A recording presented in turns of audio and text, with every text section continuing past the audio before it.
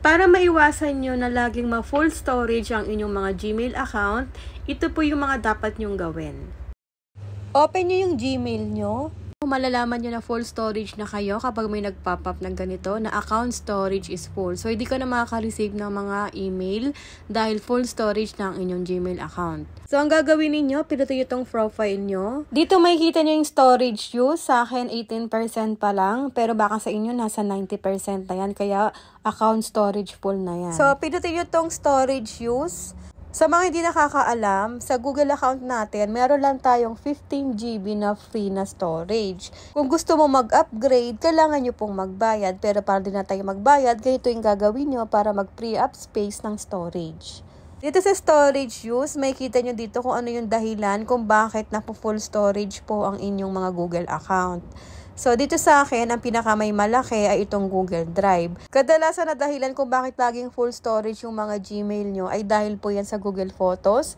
Once na naka-backup po ang inyong photos and video sa Google Photo. So, kailangan natin magbawas ng storage dito. Kaya mag-clean up space tayo. Pwede ito yung clean up space. And then, dito kailangan yung mag-sign in sa inyong Google account. So, after nyo mag-sign in, ganito po yung makikita nyo. Mababasa nyo dyan nakalagay, clean up suggested item. So, pwede po kayo mag-delete ng mga spam emails. Pwede ito yung review sa spam emails. And then dito, lahat po ng spam emails, pwede nyo pong burahin. Kakatulong din yun para makapag-free up space tayo ng storage. Dito sa showing, i-check nyo to. Tapos sa taas, may trash icon. Pipindutin nyo to. And then, i-check nyo tong I understand. And then, permanently delete.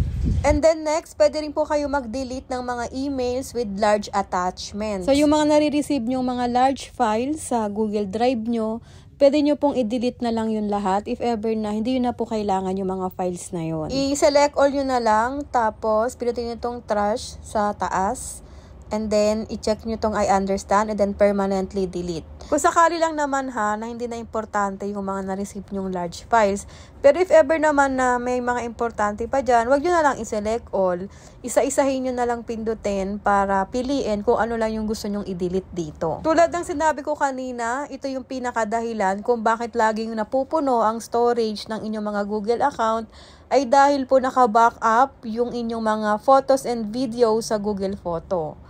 Kasi kung ano po yung mga nasisave dyan sa gallery or album ng cellphone nyo, lahat po yun kahit i-delete nyo na sa inyong mga cellphone, naka-backup na po yun sa Google Photo nyo. Kaya kadalasan tong dahilan kung bakit po laging full storage ang inyong mga Google account.